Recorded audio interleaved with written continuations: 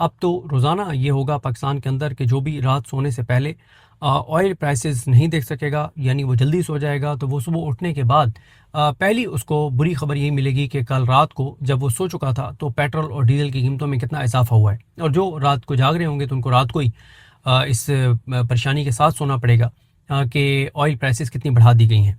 पूरी पाकिस्तानी कौम ज़हनी मरीज़ बनने की तरफ तेज़ी से जा रही है, क्योंकि जिस तरह की गुर्बत है, बेरोज़गारी है, अनसर्टेनिटी है, और जो हुकूमत पाकिस्तान के लोगों के साथ कर रही है, तो लोग इससे शदीद तरीन अजियत का शिकार हैं। बेरोज़गारी बढ़ती चली जा रही है। 13 करोड़ लोग ख़त गुर्बत से नीचे हैं। हर बार मुझे साथ एक्सप्लेन करना पड़ता है कि ख़त गुर्बत से मुराद ये है कि जिस किसी भी शख्स को अपनी उम्र के मुताबिक जितनी उसको डाइट चाहिए, जितनी उसको गज़ा चाहिए, अगर वो उसको नहीं मिल रही, वो अफोर्ड नहीं कर पा रहा, तो इसका मतलब है कि वो ख़त गुर्बत से नीचे है।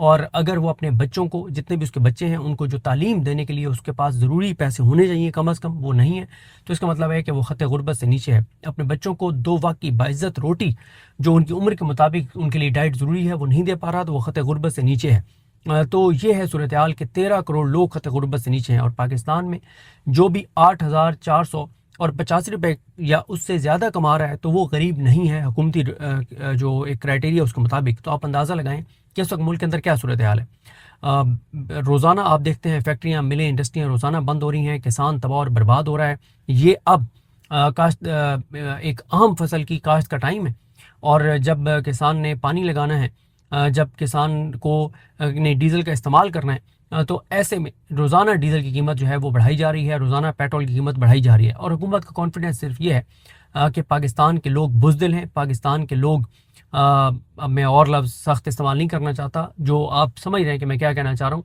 कि गैरत से आ रही है। वो लफ्ज़ में गैरत से आ रही के लिए जो इस्तेमाल होता है वो मैं नहीं चले इस्तेमाल करता पाकिस्तान के लोगों के लिए। तो वो उन्हें ये कॉन्फिडेंस है कि लोग निकलते नहीं हैं।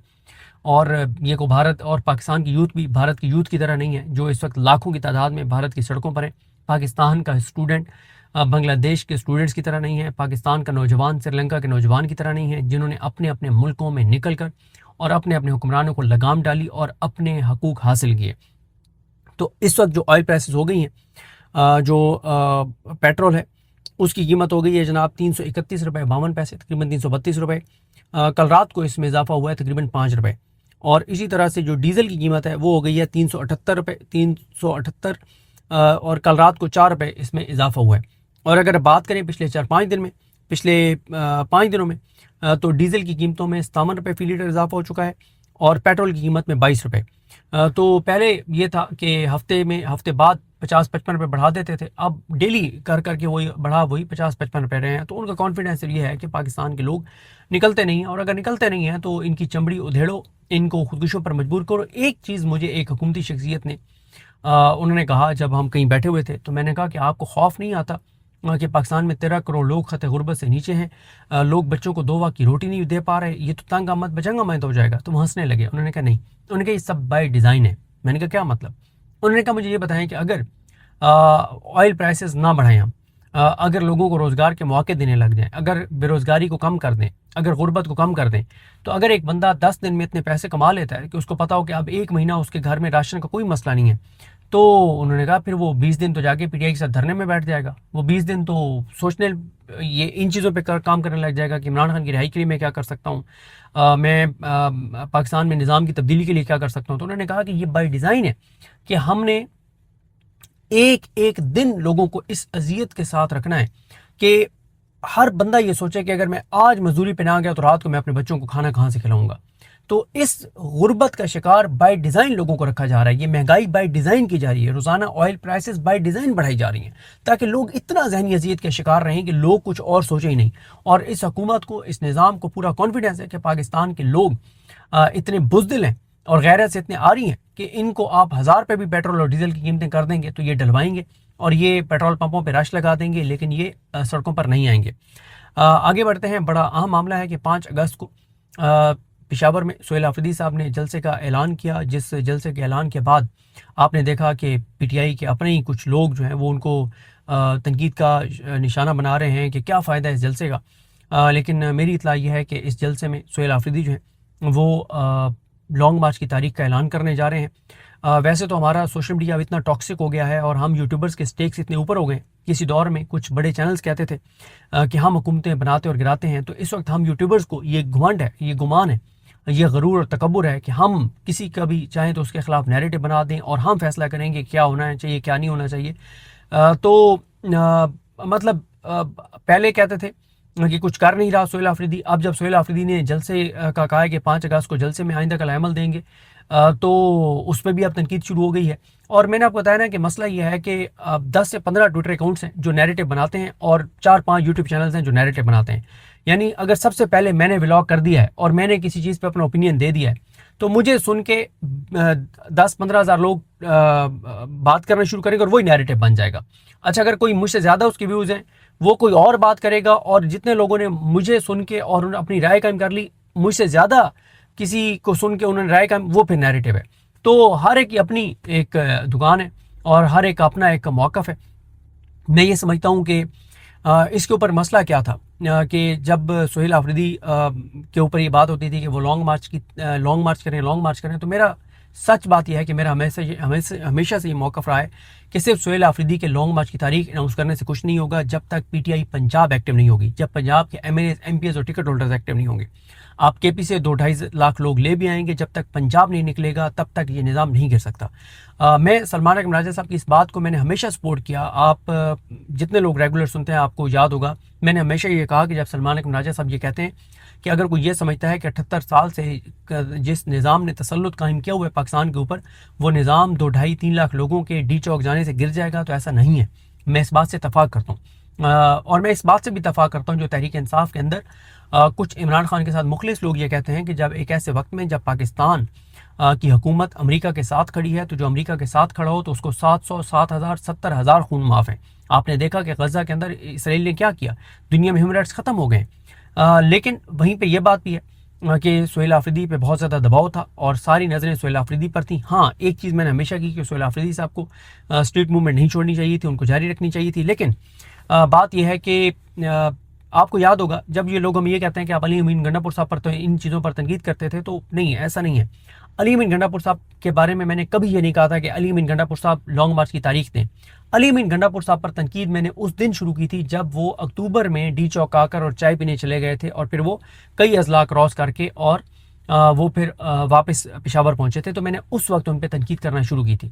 मैंने कभी ये नहीं कहा था कि अली अमीन गंडापुर साहब लॉन्ग मार्च की तारीख दें। और वैसे भी मैं ये समझता हूँ कि ये फैसला हम यूट्यूबर्स ने नहीं करना, ये फैसला तहरीक इंसाफ की क़यादत ने करना है, ये फैसला इमरान खान ने या इमरान खान के नामजद नुमाइंदों ने करना है। उसकी वजह क्या है, जब वो हज़ारों लाखों लोगों को लेकर निकलेंगे तो एक एक जान की जिम्मेदारी उनकी है। अल्लाह ना करे कि किसी एक माँ का भी बेटा चला जाए, किसी एक बीवी का शोर चला जाए, बच्चों का बाप चला जाए। इस वक्त पाकिस्तान के अंदर आपके सामने निज़ाम किस तरह का है। हम लोग ये कहते हैं कि हम लोग घरों में बैठे हैं, कोई और निकले, गोलियां खाए, जाने दे, इस हुकूमत को गिरा दे और हमारी ज़िंदगी में सुकून आ जाए। ये हमारा एक वतीरा बन गया है। तो इसलिए मैंने कभी ये नहीं कहा कि लॉन्ग मार्च की तारीख क्यों नहीं दे रही। ये फैसला तहरीक इंसाफ को करना है, तहरीक इंसाफ की क़यादत को करना है। लेकिन ये बात मैंने हमेशा की कि बल्कि आपको याद होगा अली अमीन गंडापुर साहब के दौर में जब एक बार बहुत ज़्यादा ये बात हो गई बातचीत वाली, तो मुझे अभी तक याद है कि ईद उल फितर के बाद मैंने एक ब्लॉग किया था और मैंने लोगों को कहा था कि अगर अली अमीन गंडापुर साहब या तहरीक इंसाफ की क़यादत बातचीत कर रहे हैं तो उनको 1-1.5 महीना देना चाहिए। लोगों को ये नहीं कहना चाहिए कि नहीं फ़ौरन मार दो, गिरा दो। ठीक है, अगर बातचीत के जरिए मसला हल होता है तो अच्छी बात है। तो उस वक्त भी मैं ये कहता था कि अगर बातचीत के जरिए मसला हल हो तो अच्छी बात है। अभी भी जब ये तासुर बना कि तहरीक इंसाफ बातचीत कर रही है, तो मैंने कहा कि ठीक है, इन पर ज़्यादा तनकीद नहीं करते, बातचीत कर रहे हैं, अच्छी बात है। और बातचीत के बाद हमेशा से ये बात पता चली कि तहरीक इंसाफ को कहा जा रहा है कि बजट के बाद आपको चीज़ें चेंज होती हुई नज़र आना शुरू हो जाएंगी। मैंने हर ब्लॉग में कहा कि लगता ये नहीं है, ग्राउंड पे ऐसी कोई चीज़ हमें नज़र नहीं आती कि ये निज़ाम कोई भी रियायत अवाम पाकिस्तान को, तहरीक इंसाफ को, पोलिटिकल वर्कर्स को देगा। और वही हुआ है। अब जब और अगर तहरीक इंसाफ की क़यादत ने बजट तक इंतज़ार किया है तो इसमें कोई गलत बात नहीं है, इसमें कोई गलत बात नहीं है। ठीक है, उन्होंने नेकनियती के साथ अगर उन्होंने टाइम दिया है तो उन्होंने चले देख लिया ना, कुछ नहीं निकला, नहीं निकलना था, हमें तो पहले दिन से पता था, लेकिन चलो उन्होंने देख लिया। अब मसला ये है कि सोहेल आफरीदी साहब पर बहुत ज़्यादा दबाव था। सुहेल अफरीदी को इमरान खान का आखिरी जो पैगाम आया कि आपने कोई भी बड़ा फैसला करना है तो वो तहरीक तहफ़्फ़ुज़ पाकिस्तान की मुशावरे से करना है। अच्छा, तहरीक तहफ़्फ़ुज़ पाकिस्तान की एक बात बिल्कुल ठीक थी, वो ये कहते थे कि जब तक तहरीक इंसाफ पंजाब में एक्टिव नहीं होती, उनके MNA MPs ticket holders active नहीं होते, ग्राउंड के ऊपर मोमेंटम नहीं बनाते, तो हम कैसे को कॉल दे दें, हम कैसे को बड़ा फैसला कर दें। अब मसला ये आ रहा था कि मुझसे अगर आप पूछें तो ये फैसला सुहेल अफरीदी को नहीं करना चाहिए। अब मुझे पता है अनपॉपुलर बात है, आप सारे इस पर तनकीद करेंगे कि तुम गलत कह रहे हो, लेकिन मैं ये समझता हूँ कि सुहेल अफरीदी को ये फैसला नहीं करना चाहिए था। जो मेरी इत्तला है कि वो कर चुके हैं। मैं इसलिए समझता हूँ कि ये फैसला महमूद खान चकज़ई साहब को, अल्लामा राजा नासिर अब्बास साहब को, तहरीक तहफ़्फ़ुज़ पाकिस्तान को, सबको मिल बैठ कर करना चाहिए था। लेकिन खैर, क्योंकि सुहेल अफरीदी पर तमाम नज़रें थीं और वो खुद को बरी ज़ुम्मा इससे नहीं करार दे सकते थे, तो अब मेरी ये इत्तला है कि 5 अगस्त को जो जलसा होने जा रहा है उसमें सुहेल अफरीदी लॉन्ग मार्च की तारीख देने जा रहे हैं और मोस्ट प्रोबेबली वो तारीख जो है वो अक्टूबर की तारीख होगी। और अब उसके बाद क्या होता है, किस तरह होता है, लेकिन तबले जंग बच जाएगा। और गो के ये भी कुछ लोगों की लॉजिक है और उससे मैं इत्तफाक करता हूँ। वो ये कहते हैं कि इस वक्त ये निज़ाम जितना कमज़ोर हो चुका है, इकॉनमी इनके हाथ से निकल रही है, ऑयल प्राइसेस जहाँ पर पहुँच गई हैं, जिस तरह से बेरोज़गारी बढ़ रही है, गुर्बत बढ़ रही है, जो इस वक्त अमन अमान की सूरत हाल है, जो हुकूमत की क्रेडिबिलिटी है, जो हुकूमत की स्कैंडल्स आ रहे हैं, जो गंदम का बहरान पैदा हो गया है, जो आटे का बहरान पैदा हो गया है, जो लोग रोज़ बेरोज़गार हो गए हैं, जो लोग खुदकुशियों पर मजबूर हैं, तो कुछ लोग ये समझते हैं कि बिल्कुल इस बार लोग निकल सकते हैं और लोग खुद से भी निकल सकते हैं। देखें, PTI के पंजाब से MNA MPs और टिकट होल्डर से तो आप उम्मीद ना रखें। निकलना है तो लोगों ने खुद निकलना है, क्योंकि उसकी वजह यह है कि PTI के MNAs MPs और टिकट होल्डर्स की अक्सरियत पंजाब की वो ये समझती है कि इमरान खान का सियासी मुस्तकबिल नहीं है और हमने कोई ऐसी काम नहीं करना कि जिससे हम डिस्क्वालीफाई हो जाएं, हमारे ऊपर केसेस बन जाएं, हम जेलों में चले जाएं। वो ये कहते हैं कि अब होना वाना तो कुछ नहीं है, बस PTI के अंदर रहो, कुछ ना करो लेकिन रहो PTI के अंदर। और उनको सबसे ज़्यादा जो सपोर्ट मिल रही है वो सलमान अकरम राजा साहब की तरफ से मिल रही है। वो पंजाब के किसी MNA MPA टिकट होल्डर का एहतसाब नहीं करते, उससे जवाब तलबी नहीं करते, उसको शोकॉज नोटिस नहीं देते, उसको PTI से फारिग नहीं करते। तो PTI के पंजाब के MNAs MPs और टिकट होल्डर्स को पता है कि हम कुछ ना करके भी PTI में रहेंगे, क्योंकि सेक्रेटरी जनरल सलमान अकरम राजा हमारा एहतसाब नहीं करेंगे।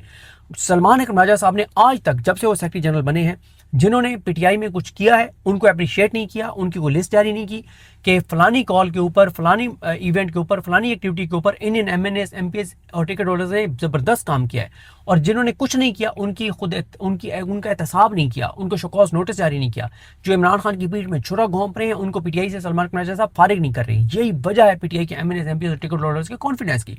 मैं ये बात मानता हूँ कि कुछ नाम नहीं लिए जा सकते, मैं ये बात मानता हूँ कि इतना आसान नहीं है पंजाब में, लेकिन अवामी इशूज़ पे बात करना भी क्या मुश्किल है? क्या इनको लोड शेडिंग पे बात करने से भी कोई उठा के ले जाएगा? आटे के बहरान पे बात करने से भी कोई उठा के ले जाएगा?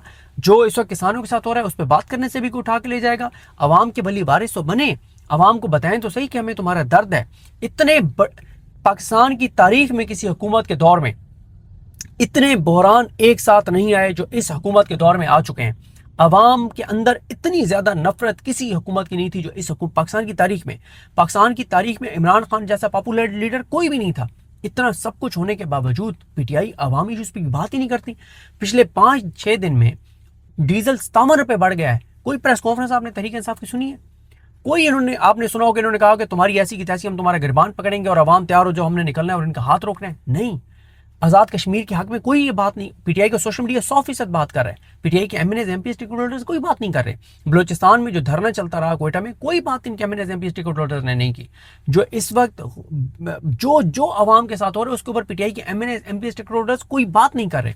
लेकिन जिस तरह से मैं आपको अर्ज कर रहा था, कुछ लोगों की लॉजिक ये है कि निज़ाम बहुत कमज़ोर हो चुका है। अगर एक धक्का मजबूत तरीके से ताकत के साथ सुहेल अफरीदी और तहरीक इंसाफ ने दे दिया तो ये निज़ाम गिर जाएगा। अब ये उनका ये ख्याल है। इससे आप इत्तफाक भी कर सकते हैं, आप इससे इख्तिलाफ भी कर सकते हैं, लेकिन असल फैसला पाकिस्तान के अवाम ने करना है कि कब तक बिलक बिलक के उन्होंने मरना है, कब तक खुदकुशियाँ करनी है, कब तक बच्चों की ज़रूरी ख्वाहिशात पूरी ना करने की अजियत और तकलीफ़ में ख़ुद को ब्लड प्रेशर का मरीज़ बनाना है, ख़ुद को ज़हनी अजियत का शिकार करना है, कब तक उन्होंने अपने मुल्क को तबाह और बर्बाद होते हुए देखते रहना है, कब तक उन्होंने अपनी आने वाली नस्लों के लिए पाकिस्तान को मज़ीद कमज़ोर छोड़ कर जाना है। क्योंकि इस हुकूमत ने पिछले 4 साल में 40 से 45 हज़ार अरब कर्जा ले लिया है। वो कर्जा किसने उतारना है? हमारी आने वाली नस्लों ने उतारना है। ये पाकिस्तान से, ये तो एक टिकट करेंगे पाकिस्तान से भाग जाएंगे। ये पाकिस्तान के साथ जो कुछ कर रहे हैं किसने भुगतना है? ये पाकिस्तान के लोगों ने भुगतना है। 25 करोड़ का मुल्क है, 1.5 करोड़ ओवरसीज पाकिस्तानी है, चले वो तो पाकिस्तान से चले गए, बाकी 24 करोड़ तो पाकिस्तान में है। इस 24 करोड़ में से मैं कहता हूँ अगले 1 साल में अगर आप बहुत इंतहा कर लें, बहुत इंतहा कर लें, 1 करोड़ और चले जाएंगे। 1 करोड़ और जाएंगे तो 80 लाख बच्चा नया पैदा हो जाएगा, फिर वो 24 करोड़ पाकिस्तान के अंदर रह जाएंगे। तो कितने लोग पाकिस्तान से बाहर जाएंगे? बाकियों ने तो पाकिस्तान में रहना है। तो हमने फैसला करना है कि हमने अपने मुल्क को इसी तरह से दलदल में धंसते हुए, जवाल की तरफ जाते हुए, खाई में गिरते हुए देखते रहना है, या हमने आवाज़ उठानी है। और मैं हैरान हूँ पाकिस्तान के अंदर लोगों से, और ख़ासतौर पे पंजाब के अंदर लोगों से, कि ज़ियारत के शुहदा की फैमिलीज़ अपने शहीदों को रख के धरने दिए बैठी थी। 8-9 करोड़ फेसबुक यूज़र्स हैं। क्या आपने कोई 1 लाख अकाउंट्स के ऊपर देखा कि सिर्फ एक जुमला लिख देते हैं कि यार बलूचिस्तान और क्वेटा के लोगों की आवाज़ सुनो? AJK में आज 50 दिन से ऊपर हो गए हैं कश्मीरी बैठे हैं, गैरतमंद बहादुर कश्मीरी। आपने कोई 1 लाख ट्विटर फेसबुक अकाउंट्स के ऊपर देखा है कि यार कश्मीरियों की आवाज़ सुनो? ये पाकिस्तान के लोगों की बुज़दिली, अवेयरनेस है, पता है ये गलत हो रहा है। वो जो इमरान खान साहब ने एक बार कहा था कि कूफा के लोगों को पता था कि नबी करीम सल्लल्लाहु अलैहि वसल्लम की आल के साथ गलत हो रहा है, लेकिन उनकी बुज़दिली की वजह से इस्लाम की तारीख का इतना बड़ा सानिया हो गया। तो पाकिस्तान के लोगों की आंखों का तो इमरान खान ने ऑपरेशन कर दिया है। पाकिस्तान के लोगों को पता है कि क्या गलत हो रहा है, क्या ठीक हो रहा है। लेकिन मसला ये है कि पाकिस्तान के लोग जो हैं वो, उन्हें लगता है कि सिर्फ आवाज़ उठाने से हमें मौत आ सकती है, बाकी हमने आब हयात किया हुआ है, हमें मौत नहीं आएगी। हमें मौत सिर्फ आएगी अगर हम जुल्म के खिलाफ बोलेंगे, तो हमें मौत आ जाएगी, हमारी ज़िंदगी ख़तरे में पड़ जाएगी, हमारी जान चली जाएगी। ऐसा नहीं है। ज़िंदगी और मौत का दिन, ज़िंदगी लिखी हुई है, मौत का दिन एक मुतय्यन है।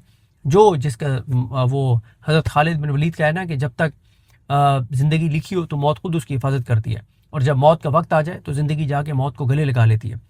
तो ज़िंदगी और मौत लिखी हुई है, तो पाकिस्तान के लिए सबको आवाज़ उठानी चाहिए। देखें, लाखों नौजवान निकले हुए हैं, और इस वक्त इकॉनमी के हालात ख़राब हैं जितने, तो इसमें कोई शक नहीं है कि अगर PTI ने जो है वो एक ताकत के साथ वो निकली, तो वो इस हुकूमत को गिराने में कामयाब हो जाएगी। इन्हसार इस चीज़ का है कि कितने इखलास के साथ PTI के MNAs MPs और टिकट होल्डर्स एक्टिविटी करते हैं, और पाकिस्तान के लोग क्या सोचते हैं। देखें, मुल्क की इकॉनमी इस वक्त में सुन रहा था M न्यूज़ के ऊपर, ईमान नवाज़ साहिबा के प्रोग्राम में एक मुआशी तजियाकार हैं, मैं उनका नाम भी आपको बता देता हूँ। उन्होंने एक बड़ी अहम बात की, मैं उनका क्लिप देख रहा था, इनका नाम है, मैं आपको इनका क्लिप सुना भी देता हूँ। आई वुड से कि आप अब अपना डिफॉल्ट डिक्लेयर करें, क्योंकि डिफॉल्ट की जो नेसेसरी कंडीशंस हैं वो तमाम पूरी हो चुकी हैं पाकिस्तान की। देखें, 50% से इंडिकेट होना, अगर आपका कर्जा जो है वो आपका GDP से 50% के करीब से ऊपर चला जाए तो डिफॉल्ट की कंडीशन आपके ऊपर लागू हो जाती है। इस वक्त हमारा कर्जा है 70%, तो वो डिफॉल्ट डिक्लेयर करें, उसके बाद फिर जो कुछ हो वो भुगते और अपनी अय्याशियां और अपने जो ये सारा रहन सहन का तरीका है उसको आपने रीसेट करना है। ये M न्यूज़ पर ईमान नवाज़ साहिबा के प्रोग्राम में ये जो तजियाकार हैं, मैं नाम आपको फिर बताना भूल गया हूँ, इनका नाम है आपके ऊपर लागू हो जाती है हसन जफर साहब। इन्होंने कहा है कि डिफ़ॉल्ट डिक्लेयर कर देना चाहिए। आप डिफ़ॉल्ट की तमाम शराइत पूरी कर बैठे हैं। तो इन हालात में, और फिर आप देखें कि अभी हमने $10 अरब अमेरिका से मांगे हैं, $6 अरब हमने सऊदी अरब से मांगे हैं। ये $16 अरब मिल भी जाएंगे तो ये कहाँ जाएंगे? क्या ये अवाम पे खर्च होंगे? पिछले 4 साल में 40-45 हज़ार अरब जो हमने कर्जे लिए, क्या वो अवाम पे खर्च हुए हैं? मुझे आप बताएं कि 40-45 हज़ार अरब आपको पाकिस्तान में लगे हुए नजर आएंगे जो उन्होंने लिए हैं। तो ये इस वक्त हालात ये हैं कि सऊदी अरब से मांग रहे हैं, अमेरिका से मांग रहे हैं, और अमेरिका से पैसे ऐसे नहीं मिलते। ज़फ़र नकवी साहब का ट्वीट पढ़ लें कि अमेरिका से पैसे कैसे मिलते हैं और उसकी कीमत क्या अदा करनी पड़ती है। तो बहरहाल अब सोहेल आफरीदी लॉन्ग मार्च का किस तारीख का ऐलान करते हैं, या उससे पहले कोई बड़ा ब्रेक थ्रू हो जाता है, आने वाला वक्त बताएगा। लेकिन अगर वो लॉन्ग मार्च की तारीख का ऐलान करते हैं तो फिर तबले जंग बच जाएगा, और फिर मुनहसर है तहरीक इंसाफ और पाकिस्तान के लोगों पर कि वो कितनी बड़ी तादाद में निकलते हैं। अगर वो निकल आए तो इसमें कोई शक नहीं है कि निज़ाम इस वक्त बहुत कमज़ोर हो चुका है और ये निज़ाम गिर भी सकता है। मुझे अपनी दुआ में याद रखें। अल्लाह करीम हम सबका हामी नासर। अल्लाह हाफ़िज़।